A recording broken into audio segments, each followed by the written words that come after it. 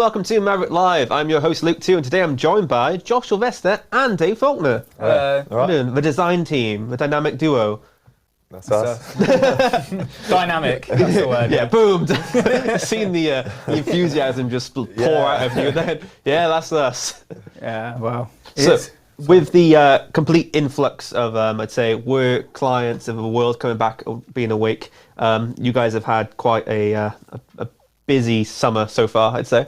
Yeah, it's been really busy, I think. Obviously, as we integrated all our stuff onto online and businesses all went online during the pandemic and stuff, all our branding had to change, a lot of the design needed to be changed, and now we're kind of resetting back. We're spending a lot of time designing, getting ourselves into a position where we're ready for the new world as such. Yeah. So I've labelled this "keeping your cool in a busy office," especially because it was summertime. I was imagining like another heat wave, but it's kind of died down a little bit now. Cold. But this busy office environment, because you are part of the open plan office in a sense. Do you think that helps or hinders your work? I think it definitely helps from a point of view of it's more like collaborative. And that's kind of how we work, isn't it? All the time, just being able to work around and walking around and asking people for different opinions. Like different members from different places. It definitely helps. Works most of the time. Yeah, when it's an open plan, you see each other's problems. So you can hear when someone's upset about something, you can see when someone's distressed, and people will come to help you and or comfort you, or you can see each other's emotions. When you're locked away in your own office or your own departments, you only really see what's going on in that room. It's difficult to really help each other, and I like that. I think being able to stand up and give someone help when they're busy, like when they're struggling, is anywhere in life, but in the office is really helpful. Yeah, especially because when you were designing, especially for Maverick side of things, a lot of it is sales talk, the words, and then the copy. So you kind of all say to each other, "Hey, look, does this sound okay? Does this articulate the point I'm trying to make?" And then it's also with the spelling, the formatting. Like you probably walk around the office a lot of the time, Dave, just going like, "Okay, you should try and do this with this design." You're spotting little things which could be improved and tweaked. Yeah, absolutely. You don't have to just help people do their own jobs, because at the end of the day they should be best at doing their own job. But what you can do is offer an influence from a user experience, or so in our case we could go to the sales team, and if they're trying to approach someone, I could say this might help you approach that person because it's an added tool, or like you said, so I think you can offer other departments without trying to do their job for them. You can offer them help in sort of the way they do their job. Yeah, but would it be helpful if I made this for you, or they might not take a look at this? Yeah, absolutely. I think there's so much more to having a conversation with someone than doing something over email for say. It's just if you just fire over, take a look at this, they could miss it, or it could just be like a few words, and it's quicker. Yeah, so you could literally just be like, "Hey, thanks for this. I noticed this," and then it moves forward. It is good to get down to writing anyway, especially when there's an influx of work. Because like I said earlier, you've been, this summer's been quite an influx of work. How do you manage a lot of coming in at once, do you think?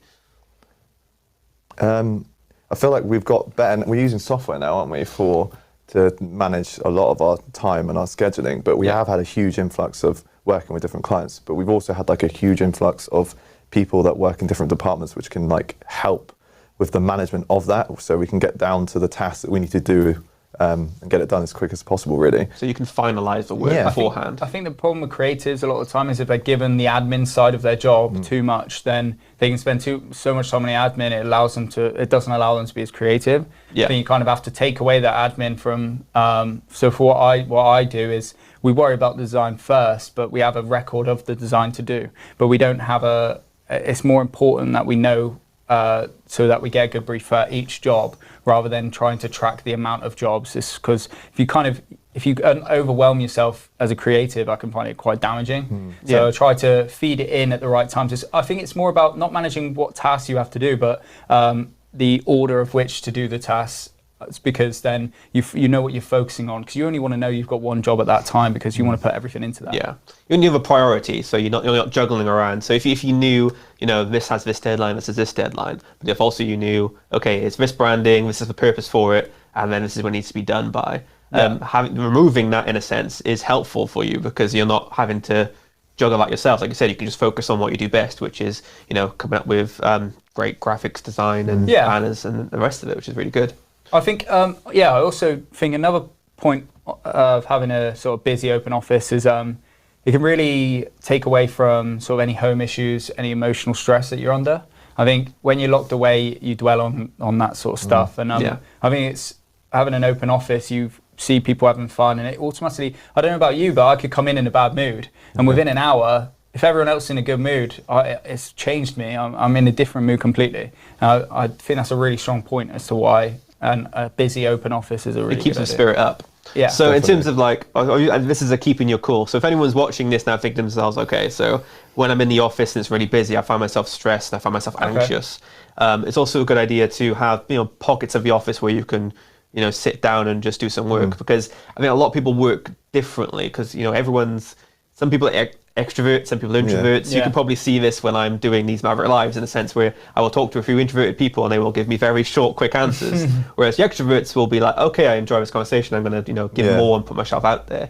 Yeah, I think that's the difference in what we do. I think it's funny because you get an introvert who's doing stuff online now, and the extrovert who likes to do stuff in person. It's kind of like that social selling, cold calling mixture, isn't it, of having different personalities. Actually, now in the new world, all personalities kind of suit that role now. Yeah, if you know how to approach those people as well, it's easier for social selling, because maybe they'll give you short answers, and because obviously they're different types of people, it doesn't necessarily correlate to a bad thing. Yeah. Like, you're not going to have a great meeting where people are saying 1,000 words, but you could have a great meeting where people say about 100. Yeah, It's 100%. It's how you talk to people, which is probably the reason why a lot of offices can break down communication. It can also be an office, the reason why a lot of offices thrive. Yeah. I think we're all very vocal Yeah. with, if anything is, if an issue arises, everyone's there and they understand it, and you move forward. Yeah, I think it's important when you're dealing with stress in the office. It is to communicate with people. Don't struggle on your own. If you need space, go and find space. I think it is a testing time for everyone at the moment, and workplace staff working harder to earn the money back that we might have lost. Yeah. But I think it's important that you communicate with the rest of your staff. They may not be your best friends, but you're all there to help each other at the end of the day. Yeah, it's also having the, I think it's emotional intelligence, in a sense, so you can tell when something's a joke and something's not a joke. Like, a lot of the times, Plymouth has been through quite a big issue currently, but it's telling people, let them know, like, hey, if you need to take 5 minutes, that's completely That's fine, fine, because it is stressful. You're in work at least, 80% of your day, if it's a work day, and you need to be able to be comfortable and to be able to step away once in a while. And I think offices which have, that instilled in their company culture, do work better.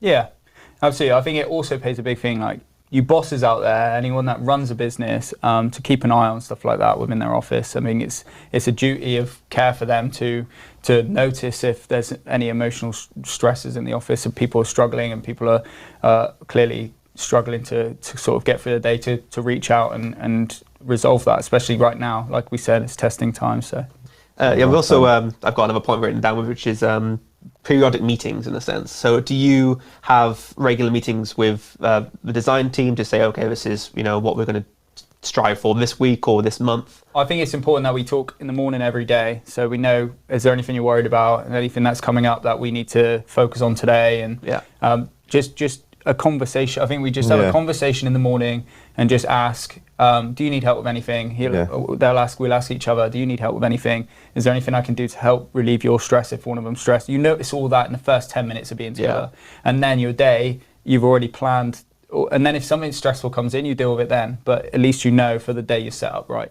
I think it's important to do that in the morning. If you have a big project, you break it down into small increments. Exactly. So it feels less daunting, because there's nothing worse when you've got this giant task in front of you and you think to yourself, okay, how the hell do I even approach this? If you know where all of you are working to the same page and the same goals, it can be nice and relaxing, so you don't feel like the whole weight is on your shoulders, in a sense. Yeah. So when we've got like a big project, how would you approach it?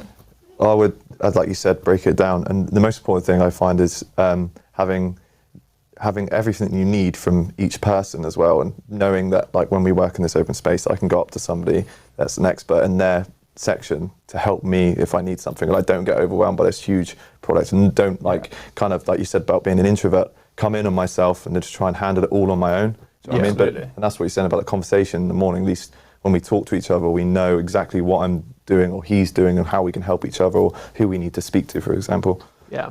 Bringing up a problem doesn't mean that you are the problem, because I think a lot of the time people can feel like, oh, I'm the one raising this up now. So it feels like it's something I should have been able to deal with myself, but you need to communicate and say, look, I am struggling That's with exactly what we say here. That's like one of our big ethos is like, if you have a problem, you just got to ask somebody, and speak to them, because there's no shame in asking for help. Otherwise, you create those time bombs where something will just get gradually worse and worse and worse. It's amazing how many there are connections between the outside, like life itself and being in a workplace. You think you spend so much time at work, you probably spend more time there than you do with your loved ones a lot of the time. And we're with, say, in our position or in an office, you're with the same people all the time. So you've got to learn to be able to reach out to each other. Yeah, I mean, there's going to be conflict in personalities a lot of the time. Some people are louder than others, some people have different interests than others, but at the end of the day, you're all there for the same kind of goal, to move forward.